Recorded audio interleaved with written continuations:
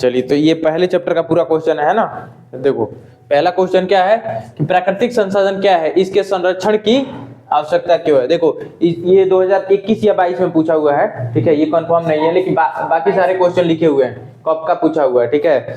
तो हम लोग सबसे पहले संसाधन से शुरू करते हैं, संसाधन क्या है, उसके बाद से एक एक करके सभी क्वेश्चन पूछता है। देखो पहले चैप्टर से जो भी हम बता रहे हैं एकदम याद रखना, इसके ऊपर जाएगा ही नहीं, ठीक है ना।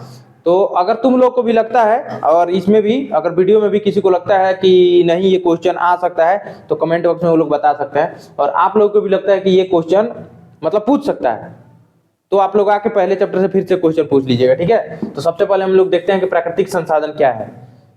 तो इससे पहले कि हम लोग संसाधन जानेंगे, है ना, संसाधन क्या है, तो जो हमारी आवश्यकता की या मूलभूत आवश्यकता की पूर्ति करे, या जो हमारी आवश्यकता की पूर्ति करे वही संसाधन है, ठीक है ना। तो हर एक चीज जो हमारे लिए आवश्यक है या आवश्यकता की पूर्ति कर रहा है वो संसाधन है, ठीक है। तो बताइए क्या रखा हुआ एक कील है, मान लीजिए, वो संसाधन है? नहीं है।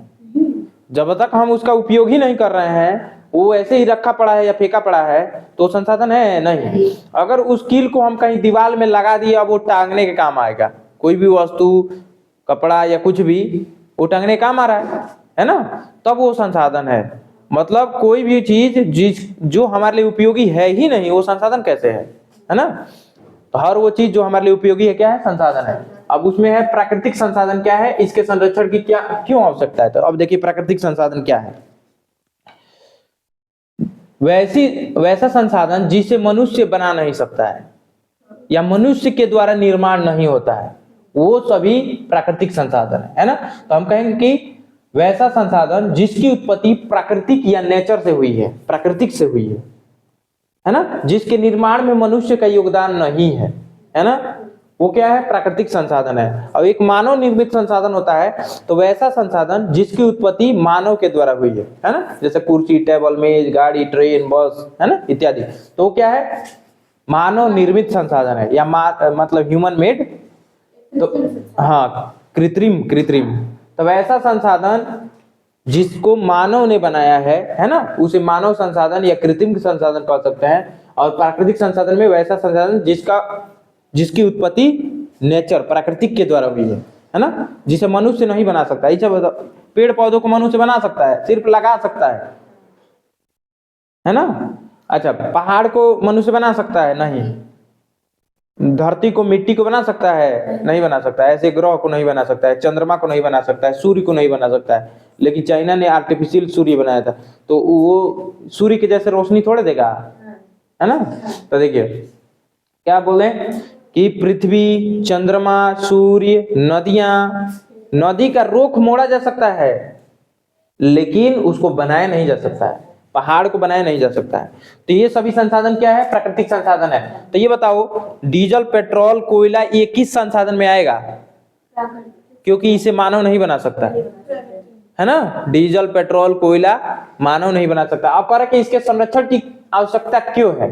अब ध्यान से सुनिएगा, ये सब लॉन्ग क्वेश्चन हम लिखवाए हैं, एक दो इसमें शॉर्ट है, ठीक है। तो इसकी आवश्यकता क्यों है संरक्षण की। तो ये बताइए, हम लोग कोयला, डीजल, पेट्रोल का उपयोग करके इतना आगे बढ़ चुके हैं, लेकिन हम अब आने वाले समय में कोयला खत्म हो जाएगा, है ना, डीजल पेट्रोल खत्म हो जाएगा, इसकी भंडार सीमित है, ठीक है ना। अब देखो भंडार और भी समझ लो, एक होता है संसाधन में भंडार संसाधन और खाद्यान्न संसाधन, है ना। ये क्या बोलते हैं, किसके आधार पे है भंडार संसाधन और खाद्यान्न संसाधन, पता है?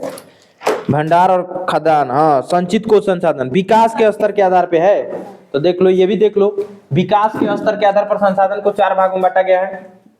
विकास के स्तर के आधार पर संसाधन को 4 भागों में, पहला बताओ, विकसित। अच्छा, इधर गया संभावी, फिर विकसित। तो पहला है संभावी संसाधन, दूसरा है कौन सी, विकसित संसाधन, और भंडार और संचित कोष, भंडार और संचित कोष। देख लीजिए, ये है। अगर आप लोग को लगता है कोई भी क्वेश्चन की नहीं ये भी पूछ सकता है तो आप लोग बता सकते हैं, हम बता देंगे, ठीक है ना। तो ये हो गया।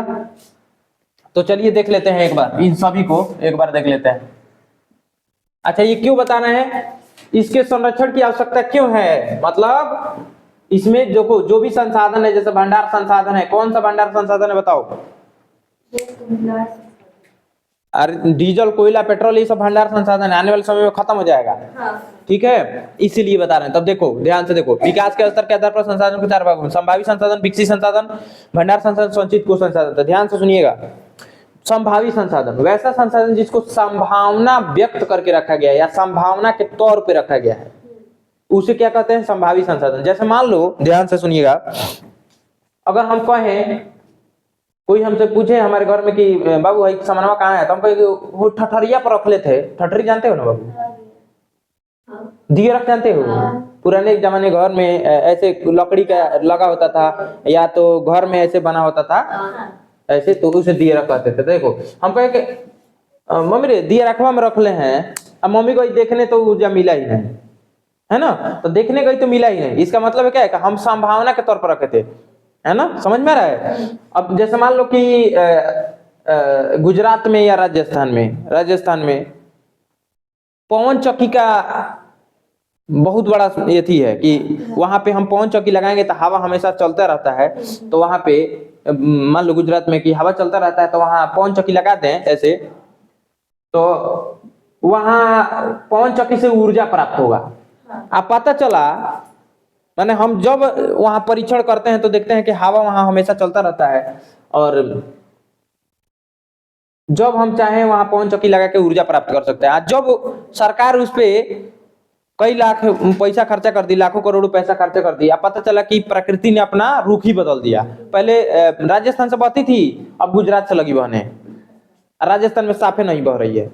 तो क्या हुआ बताओ, हम संभावना व्यक्त किए थे कि यहाँ पे लगाएंगे तो उसका उपयोग होगा, लेकिन प्रकृति ने अपना रुख बदल दिया। तो वह उस प्रकार के संसाधन को संभावी संसाधन कहते हैं, है ना। गुजरात में मान लो कि चाहे हम कह रहे हैं कि सौर ऊर्जा खूब मिलेगा, तो सोलर लगवा दिए, अब पता चला कि अब वहां हमेशा बादल छाए रहते हैं, समझ रहे हो। तो ये संभावी संसाधन है। तो ऐसा संसाधन जिसको संभावना के तौर पे रखा गया हो उसे संभावी संसाधन कहते हैं। भविष्य में इसका उपयोग किया भी जा सकता है और नहीं भी, तो वो संभावी। अब विकसित संसाधन क्या है, तो देखो, वैसा संसाधन जिसका सर्वेक्षण, उपयोग माने परीक्षण उपरांत उसका उपयोग किया जा चुका है और हम भविष्य में भी उसका उपयोग कर सकते हैं, तो वैसे संसाधन को विकसित संसाधन कहते हैं। जैसे मान लो हम जानते हैं कि ये मार्कर ऐसा है जो यहाँ पे चला देने पे हाथ से भी मिटाने पे मिट जाता है ना, तो ये विकसित हो चुका है ना, इसमें कोई संशय नहीं है। जैसे मान लो कोरोना का वैक्सीन बना, सबको लगने लगा, वो विकसित हो गया था, लेकिन नहीं, वो पूर्ण रूप से विकसित नहीं था, क्योंकि अब उस पर संशय उत्पन्न हो रहा है, यानी कि हमारा परीक्षण सही नहीं था, तो वो विकसित में नहीं आएगा, है ना। संशय जो उत्पन्न करे तो वो विकसित नहीं है, और जिसमें संशय ना हो, मुझे पता है कि हर हालत में ये मिट जाएगा, यानी कि इसमें संशय नहीं है, और ये क्या है, विकसित संसाधन। वैसा संसाधन जिसका परीक्षण माने क्या बोलते हैं, उपयोग करके हम देख चुके हैं, जांच चुके हैं, तो उसे क्या कहेंगे, विकसित संसाधन। अब देखो भंडार संसाधन में सुनिएगा, एक होता है भंडार, एक खदान। कहीं भी देखिएगा दुकान पे लिखा होता है फलानवा मिष्ठान भंडार, चिलानवा मिष्ठान भंडार, नहीं, तो वो मिष्ठान भंडार अब एक बार जाकर कहेगा कि 5,000 करोड़ हमको मिठाई चाहिए, तो दे देगा, नहीं दे पाएगा। यानी कि उसका जो वस्तु है वो सीमित है, जो चीजें सामान है वो उसके पास है, वो सीमित है। तो भंडार वो होता है जो सीमित है, और खदान वो होता है, जैसे खदान का मतलब है कि वो कभी खत्म ना हो, खदान मतलब खत्म ना हो, लेकिन भंडार मतलब खत्म हो जाए। यानी कि अभी जो भी कोयला, डीजल, पेट्रोल है वो भंडार है, वो खत्म हो जाएगा। तो ऐसा संसाधन जिसकी मात्रा सीमित हो, ठीक है ना, और भविष्य में वो खत्म हो सकते हो। अब देखो संचित को संसाधन में सुनिएगा, अभी बताए संभावी, वैसा संसाधन जिसको संभावना के तौर पर रखा गया हो, तो उसे संभावी संसाधन, उसका उपयोग भविष्य में किया भी जा सकता है, नहीं भी। लेकिन संचित को संसाधन में सुनिएगा, वैसा संसाधन जिसको संचित, सुरक्षित, बचा कर रखा गया है, भविष्य में उसका उपयोग किया भी जा सकता है, तो उसे क्या कहेंगे, संचित कोष संसाधन। बताओ ठीक है। जैसे मम्मी पूछी कि बाबू ऐसा मनवा कहाँ है, तो हम कहे कि देख ना मम्मी, लाल वाला अटैचिया में ताला मार के रखे हैं, और चौबिया हेजा है। मम्मी को चाबी देखी, अटैची खोली, अब वो सामान उसी में मिलेगा। इसका मतलब है कि जब हम ताला मार के रख दें तो उस संचित को संसाधन है। समझ में आया? मैंने इसको हम एकदम जांच परख के इसको रख दिए भविष्य के लिए, तो वो है संचित को संसाधन। तब ऐसा संसाधन जिसको संचित सुरक्षित बचा कर रखा गया हो, भविष्य में इसका उपयोग किया जा सकता है, तो उसे संचित को संसाधन कहेंगे। लेकिन संभाव्य में क्या होगा कि इसका उपयोग भविष्य में किया भी जा सकता है और नहीं भी, तो उसे क्या कहेंगे बताओ? संभावित संसाधन। बताओ इतना समझ में आया? तो भंडारी समझ में आया। तो अब कह रहे कि इसके संरक्षण की आवश्यकता क्यों है? देखो, तो प्राकृतिक संसाधन क्या है? वैसा संसाधन जिसको मनुष्य ने नहीं बनाया है, जिसकी उत्पत्ति प्रकृति द्वारा हुई है, उसे प्राकृतिक संसाधन कहेंगे। अब जैसे में एग्जांपल में लिख देंगे पेड़ पौधे, पहाड़, नदी, सूर्य, चंद्रमा, ये सभी संसाधन है ना, इस प्राकृतिक संसाधन। संरक्षण की आवश्यकता क्यों है? तो आप सुनो, हम लोग विकसित होके कोयला, डीजल, पेट्रोल का उपयोग करके यहां तक पहुंच गए हैं, लेकिन अगर हम लोग इसका दोहन करें, दोहन माने अनावश्यक उपयोग, जैसे मान लो यहाँ से कॉम्प्लेक्स 500 मीटर है सपोज, अब हमको जाना है तो हम पैदल भी जा सकते हैं, साइकिल से भी जा सकते हैं। अब हम बाइक उठाए, तेल जराए, प्राकृतिक संसाधन का दोहन किए कि नहीं, डीजल पेट्रोल का। मान लो हम अब बाइक से, अब देखो एक और ही मन बढ़ुआ होता है, अब वो सीधे एजा से बाइक चला के अगर उतना दूर जाता है तो मान लो कि चलो ठीक है, पैर से उसका चला नहीं जा रहा है। अब वो बाइक उठाएगा, एजा से जाएगा हिम सिटी से मटियारी, मटियारी से बीबीडी, बीबीडी से तो ही जाएगा। तो बताओ दोहन हुआ कि नहीं? तो देखो, प्राकृतिक संसाधन का दोहन हुआ। अच्छा, दोहन से तब क्या मतलब है? तो ये बताओ, अगर सब प्राकृतिक चीज हम लोग खुदे उपयोग करके खत्म कर देंगे तो हमारे आने वाली पीढ़ी तो बैलगाड़ी से चलेगी, है ना? चलना पड़ेगा नहीं? तो इसीलिए इसके संरक्षण की आवश्यकता है। मतलब इसका जो हम अतिशय दोहन कर रहे हैं, अतिशय माने अनाधुन, हाँ, अनावश्यक रूप से अनाधुन जब इसका उपयोग कर रहे हैं तो आने वाले समय में ये भंडार खत्म हो जाएगा। ये भंडार है, क्या है? अभी बताए ना भंडार मतलब, ये खत्म हो जाएगा। और जब ये खत्म हो जाएगा तो हमारी पीढ़ी को दिक्कतों का सामना करना पड़ सकता है, वो अंधेरे में रहेगी। कैसे अंधेरे में? सब कोयला, डीजल, पेट्रोल का उपयोग कर लेंगे तो बिजली कहाँ से प्राप्त होगा? तब वो ढेबरी जरा कर रहेगा पहले के जमाने में मिट्टी के तेल से, जैसे अब वो मिट्टियों के तेल खत्म हो जाएगा तो क्या होगा? अंधेरे में रहेगा, वनमानुष के जैसे, है ना? तो देखो, तब पहला क्लियर हुआ प्राकृतिक संसाधन क्या है, इसके संरक्षण क्यों आवश्यक क्या है। चलो, अब भूमि निम्नीकरण क्या है देख लो।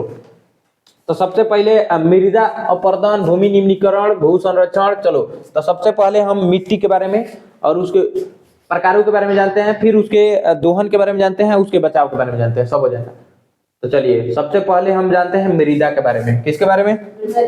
मृदा मतलब मिट्टी।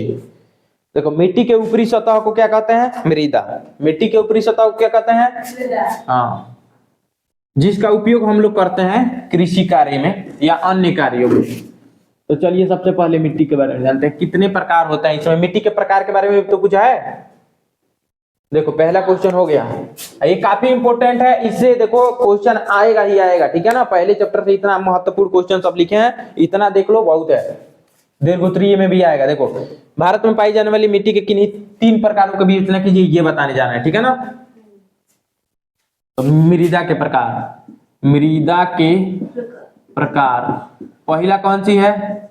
जलोढ़ मृदा, जलोढ़ मृदा। दूसरा काली मृदा, काली मृदा,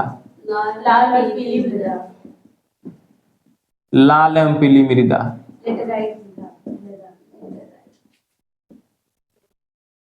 लैटेराइट मृदा, पर्वतीय मृदा,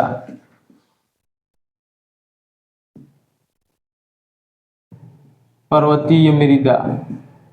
एक और ही कहीं होगा, इतना है। चलिए, तो मृदा इतना ही है।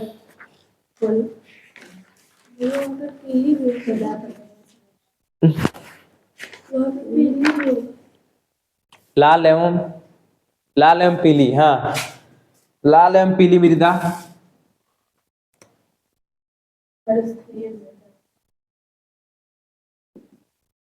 मरुस्थलीय मृदा, है ना? मरुस्थलीय मृदा। चलिए, हम लोग दो तीन ही जानेंगे, ये जान लेते हैं, ये और ये लेटराइट मृदा, बाकी सब तो उसके नाम से ही स्पष्ट है। चलो चलो, लाल और पीली मृदा के बारे में भी थोड़ा सा बता देंगे। देखिए जलोढ़ मृदा सबसे पहले देखिए, तो मृदा क्या है? मिट्टी के, धरती के भूमि के ऊपरी सतह को मृदा कहते हैं। मृदा के निम्नलिखित प्रकार हैं यहाँ पे। तो इसमें नीचे वाला क्वेश्चन का है कि मृदा के मतलब मिट्टी के किन्हीं तीन प्रकारों की विवेचना कीजिए। चलो ये हम देख लेते हैं। तो जलोढ़ मृदा, ध्यान से देखेंगे। तो भारत में फैली हुई सर्वाधिक महत्वपूर्ण मृदा जलोढ़ मृदा है। भारत में फैली हुई सर्वाधिक महत्वपूर्ण मृदा क्या है? जलोढ़ मृदा, ठीक है ना। यह गंगा, सिंधु और ब्रह्मपुत्र के लाए गए निक्षेप से बना है। यह गंगा, सिंधु और ब्रह्मपुत्र नदियों द्वारा लाए गए जलोढ़ के निक्षेप से बना है। सुनो, यह गंगा, ब्रह्मपुत्र और क्या बताए थे? गंगा, ब्रह्मपुत्र और सिंधु। हाँ, गंगा, सिंधु और ब्रह्मपुत्र के नदियों द्वारा लाए गए जलोढ़ के निक्षेप से बना है। यह भारत में फैली हुई सर्वाधिक महत्वपूर्ण मृदा है। कैसी मृदा है? सर्वाधिक महत्वपूर्ण।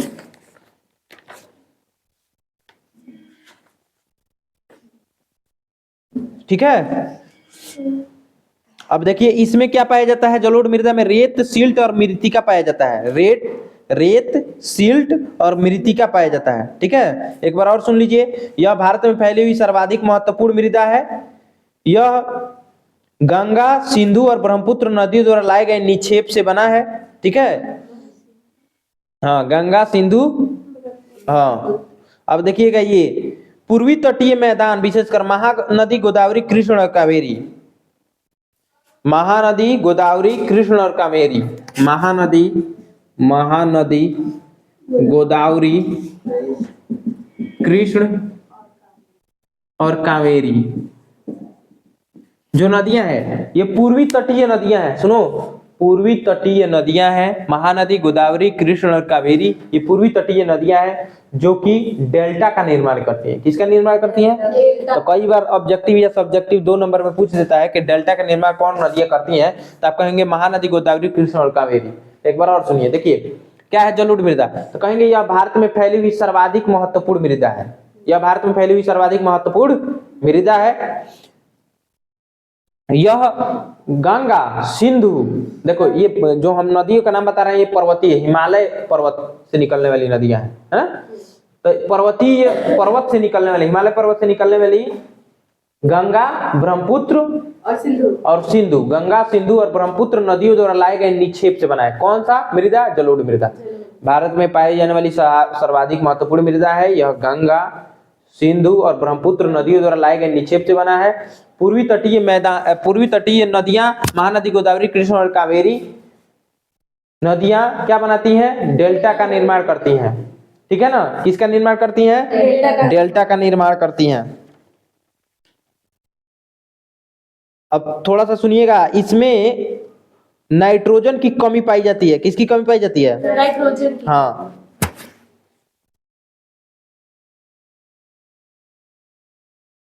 और इसमें कौन कौन सी खेती की जाती है? तो सुनिएगा ध्यान से। यह भारत की सबसे उपजाऊ मृदा है और इसमें गन्ने, चावल, गेहूं और अन्य फसल, गन्ने, चावल, गेहूं, जैसे अभी हम लोग उत्तर प्रदेश में है, बिहार, उत्तर प्रदेश, ये सब जलोढ़ से बना है ना? क्योंकि अच्छा, तो पूछो कहाँ है, तो ये बताओ, उत्तर प्रदेश बिहार से होती हुई गंगा बहती है कि नहीं बहती है? समझ रहे हो ना? तो उत्तर प्रदेश, बिहार से गंगा बहती है, तो जहां जहां से गंगा बहती है, अब ब्रह्मपुत्र और सिंधु, उधर उधर जलोढ़ मृदा पाया जाएगा। तो उधर उधर जलोढ़ मृदा पाया जाएगा, तो वहां वहां गन्ना, तो देखो उत्तर प्रदेश में गन्ना होता है, चावल गेहूं होता है, बिहार में गन्ना, चावल, गेहूं होता है।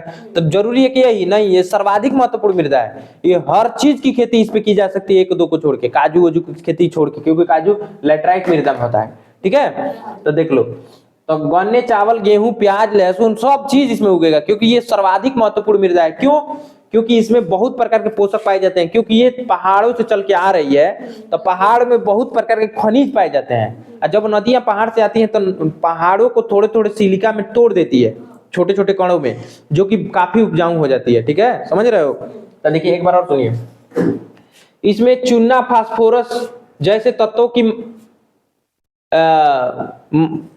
तत्व पाए जाते हैं, चूना फास्फोरस जैसे तत्व पाए जाते हैं, और इसमें नाइट्रोजन की कमी होती है। किसकी कमी होती है? नाइट्रोजन की। एक बार और सुनिए, जलोढ़ मृदा यह भारत की सर्वाधिक महत्वपूर्ण मृदा है। यह गंगा, सिंधु, ब्रह्मपुत्र नदियों द्वारा लाए गए निक्षेप से बना है। ठीक है ना? यह महानदी गोदावरी, कृष्ण और कावेरी नदियों द्वारा डेल्टा का निर्माण करती है, और पूर्वी तटीय नदियां हैं। यह पूर्वी तटीय नदियां महानदी गोदावरी, कृष्ण और कावेरी नदियों द्वारा डेल्टा का निर्माण करती है, और यह सर्वाधिक मतलब महत्वपूर्ण या सर्वाधिक महत्वपूर्ण मृदा है, जिसमें गन्ने, चावल, गेहूं, तिलहन, दलहन इत्यादि की खेती की जाती है। तिलहन माने तेल वाले सरसों वरसों सब, और दलहन माने दाल वाले मटर चना सब चीज। तो देखिए इसमें गन्ना, चावल, गेहूं, तिलहन, दलहन इत्यादि सभी की खेती की जाती है। इसमें नाइट्रोजन की कमी होती है, फास्फोरस, चूना जैसे तत्वों की महानता वो उसमें पाई जाती है। ठीक है, तो ये सब लिख सकते हो ना, इसमें कोई दिक्कत है इतना? अब देखिए इसमें इस मिट्टी में दो प्रकार की मिट्टी होती है, एक पुराना जलोढ़, एक नवीन जलोढ़। माने एक बांगर मिट्टी, एक खादर मिट्टी। याद रखिएगा, अगर पूछ दिया ऑब्जेक्टिव में या सब्जेक्टिव में दो प्रकार से, तो देख लीजिएगा कौन सी, बांगर और खादर, दो प्रकार की मिट्टी पाई जाती है, बांगर और खादर। सुनिएगा ध्यान से, सुनिए, सुनो, बांगर क्या है? तो पुराना जो जलोढ़ होगा जिसमें कंकड़ी की मात्रा ज्यादा होगी तो उसे बांगर कहेंगे। अब ओकरा ढेला से चला के कौन को मार दोगे, ढेला समझते हो ना? मिट्टा नहीं, उसकी मिट्टी, हाँ, तो उसके ढेला चला कर मार दोगे इस जलोढ़ बांगर वाले का, तो कपार फाट जाई, टूट जाई, ओ जा दाचिया देगा। लेकिन खादर क्या है? ये भुरभुरी माटी होती है, ढेर उपजाऊ है। तो ये नया जलोढ़ है, नदियों द्वारा लाए गए नवीन जलोढ़ को क्या कहते हैं? खादर। अच्छा, आप बांगर किसको कहेंगे? तो पुरानी जलोढ़ को बांगर कहेंगे। मतलब कि पुरानी जलोढ़ को बांगर मतलब कि ये बहुत पहले नदियों द्वारा लाई गई थी, इसमें कंकड़ी बजरी की मात्रा ज्यादा होगी, ये काफी मजबूत होगा। लेकिन खादर भुरभुरी होगा, उपजाऊ होगा। ठीक है, तो ये दो हो गया। तो एक बार और सुनो, जलोढ़ मृदा बता रहा है, मैंने इसमें 3 को बताएंगे, और 100% है कि इसमें से ही आएगा क्वेश्चन। देख लेना, एक दो अगर इधर उधर से आता है तो भाग खराब है, तो तुम लोग पूछ लेना। देखो कि और कुछ तुम लोग को इंपोर्टेंट लगे तो देखो। चलो एक बार और, जलोढ़ मृदा क्या है? हम ये क्वेश्चन बता रहे हैं, भारत में पाई जाने वाली मिट्टी के किन्हीं 3 प्रकारों का वर्णन कीजिए, विवेचना कीजिए। 2022 में पूछा हुआ है और पूछता ही रहता है। देखो यहाँ पे मिट्टी का महत्व है, तो अभी हम जो बता रहे हैं उसे भी लिख दोगे मिट्टी के महत्व में तो भी हो जाएगा। ठीक है, तो देखो जलोढ़ मृदा, यह भारत में पाई जाने वाली सर्वाधिक महत्वपूर्ण मृदा है।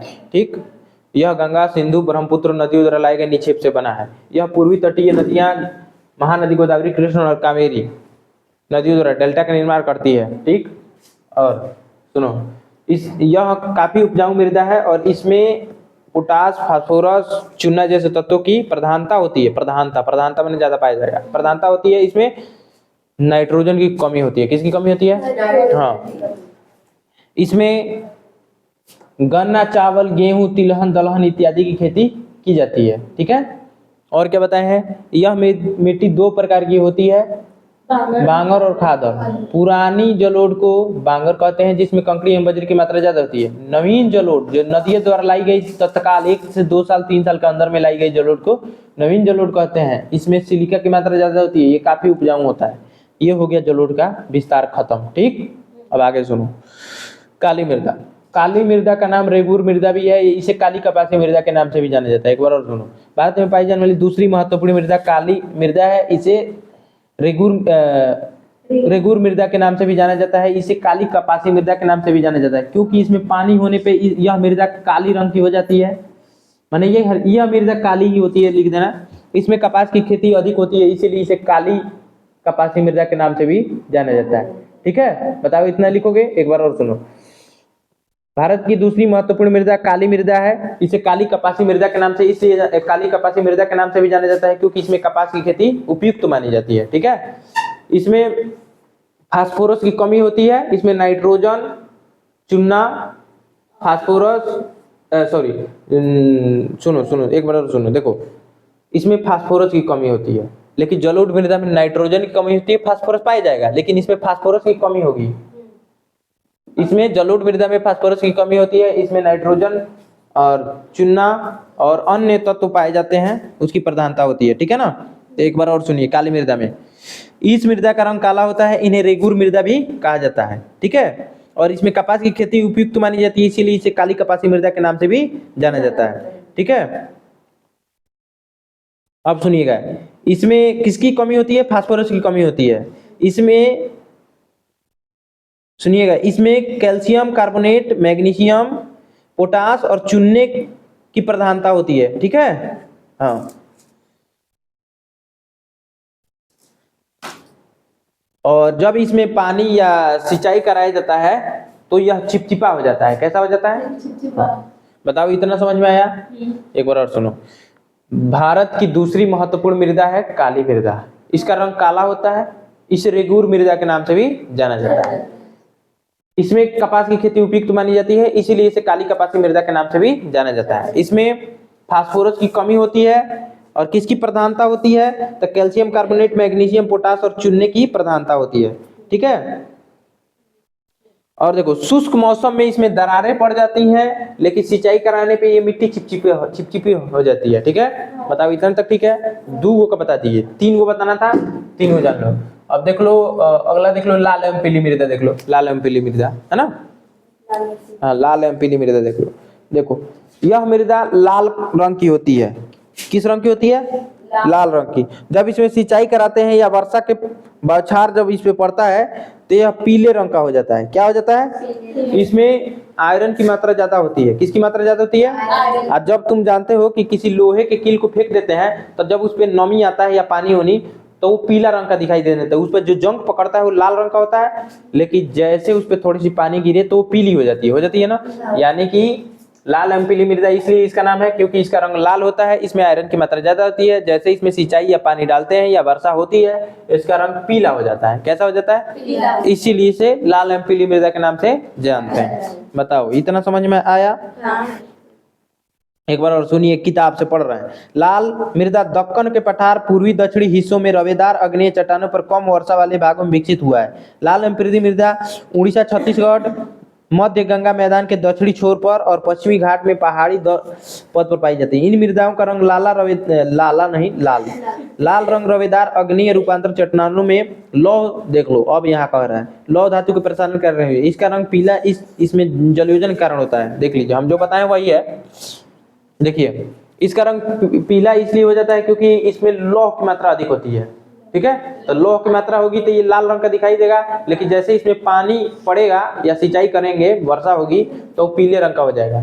ठीक है ना, दक्कन के पठार में पाया जाएगा, छत्तीसगढ़ में पाया जाएगा और गंगा के मध्य मैदानों में पाया जाएगा। ठीक है, तो इतना हो गया, 3 गो हो गया, डिफाइन कर दिए। देख लो, तो अब खत्म होता है दूसरा क्वेश्चन। देख लीजिए कितना विस्तार से। अब धड़ाधड़ सुन लो, तो भू संरक्षण देख लो, अब मृदा अपरदन देख लो, तीसरा चौथा धड़ाधड़ देख लो। काफी इंपोर्टेंट समझा रहे हैं, आने का एकदम 200% चांस है। नहीं, हाँ, आना तो पैसा वापस। चलो देखो, अब हम बताने जा रहे हैं मृदा अपरदन को रोकने की कोई 2 उपाय बताइए। तो सबसे जरूरी बात है कि मृदा अपरदन होता क्या है। नहीं तो मिट्टी का कटाव या ह्रास ही मृदा अपरदन कहलाता है। तो मिट्टी का कटाव कैसे? नहीं तो पवन महाराज वहे उस क्षेत्रों में जहाँ पे मिट्टी भुरभुरी होती है, हाँ, तो उड़ के जाके इकट्ठा होके टीला बन जाता है ना, तो उसे मृदा अपरदन कहेंगे। या खूब तेज वर्षा हुई और पानी पूरा मृदा को कटा के लेके चली गई, मैंने बहवा के लेके चली गई, एक ही हो जाएगा। दूसरा बात कि वो क्षेत्र में बाढ़ आया, पूरी मिट्टी को कटा के लेके चला गया। ठीक है, तो ये हो जाएगा। तो ये है मृदा अपरदन। यानी कि मृदा अपरदन को तुम कहोगे कि मिट्टी का कटाव या मिट्टी का कटाव क्या कहलाता है? मृदा अपरदन कहलाता है। यही ना है मृदा अपरदन? हाँ। सही बता रहे हैं? हाँ। अब देखिए, तो मृदा अपरदन, तो इसके रोकने के 2 उपाय पूछ रहा है, 2024 का क्वेश्चन है। तो ये बताइए, हवा बह रहा है तो उसको रोकने का क्या तरीका है? तो हम पेड़ लगा देंगे। हाँ। पेड़ लगा देंगे तो हवा पेड़ से टकरा कर स्लो हो जाएगा, और जब धीरे हो जाएगा तो मिट्टी का कटाव रुक जाएगा। तो पहला उपाय हो गया। तो तुम क्या लिखोगे? पहले अगर ये पूछ दिया 3 नंबर का या 4 नंबर का, माने जो भी जितने नंबर का भी पूछे, अगर लॉन्ग में पूछेगा तो विस्तार से लिखेंगे, शॉर्ट में पूछेगा तो डायरेक्ट लिखेंगे मृदा अपरदन के रोकने के 2 उपाय निम्नलिखित हैं। पहले लिख दोगे कि पेड़ लगाकर, पेड़ या वृक्ष लगाकर, और उसके लाइन में थोड़ा सा लिख दोगे कि जब हम पेड़ को लगाते हैं तो तेज वायु को वो क्या कर देता है? धीमे कर देता है, जिससे मृदा कटाव रुक जाता है या कम हो जाता है। अब देखो दूसरा उपाय क्या करेंगे? घास की वाटिका लगा के, मतलब एक होता है ना घास, है ना, घास लगा दिए और उसके बीच बीच में, अब देखो तब हवा बहेगा तो घास मिट्टी को कटने नहीं देगा, उड़ने नहीं देगा, ठीक है, इसकी जड़ें मिट्टी को पकड़े रखेगी, ठीक। अब बीच बीच में हम मान लो कि यहाँ पे घास उगा है, ऐसे यहाँ चारों ओर ऐसे घास उगा है, तो जहां हमको फसल लगाना है यहाँ से घास निकाले, यहाँ फसल लगा दी, मृदा कटाव बच गया। तो दूसरा घास की वाटिका लगा के हो गया। अब देखो, तो मृदा अपरदन हो गया। मृदा संरक्षण से आप क्या समझते हैं? इसे रोकने के कोई 4 उपाय बताइए। तो मृदा संरक्षण, तो देखो, मृदा का बचाव करना मृदा संरक्षण कहलाता है। मृदा का बचाव करना क्या कहलाता है? मृदा संरक्षण। ऊपर के 2 में धो देंगे, अभी जो समझाए 2 धो दीजिए। मृदा संरक्षण मैंने वही नहीं, मृदा का बचाव। अब दूसरा देखिए, तो मृदा, अभी में संरक्षण कह दिया, बचाव, अब उसमें मृदा अपरदन है, इसमें मृदा संरक्षण है। संरक्षण माने बचाव करना। अब बचाव किस प्रकार से करना? जैसे मान लो भूमि में हम बहुत सारा डाई, पोटास, यूरिया, फ्यूरिया छीट रहे हैं, उससे उसकी उर्वरता नष्ट हो रही है, वो भूमि ऊसर हो रहा है। ऊसर समझते हो? माने उसकी उर्वरता नष्ट हो रही है, उसको ऊसर बोलते हैं बिहारिया में ना। तो देखो, तो उस ऊसरता से माने उसकी मतलब जो भी उसमें क्या पाया जा रहा है, क्या बोलते हैं ये, पौष्टिक तत्व, हाँ, जो भी खनिज तत्व तो पाए जा रहे हैं, उसके उसको नष्ट होने से बचाव करना ही भू संरक्षण कहलाता है। यानी मृदा का बचाव करना, उसमें पाए जाने वाले खनिज तत्वों का बचाव करना मृदा संरक्षण कहलाता है, ठीक है। और इसके 2 उपाय थे, तो देखिए ध्यान से सुनना। फसल चक्रण करके, क्या करके? हाँ, नहीं चल रहा है? मेरी दीदी का है। अच्छा, अभी 5 मिनट में छोड़ देना है, तब चलो। अरे आप पढ़ाइए। हाँ, देखो ध्यान से देख लो। तो फसल चक्रण करके, चक्रण क्या कहलाता है? फसल को जब अदल बदल कर लगाएंगे तो उसमें जो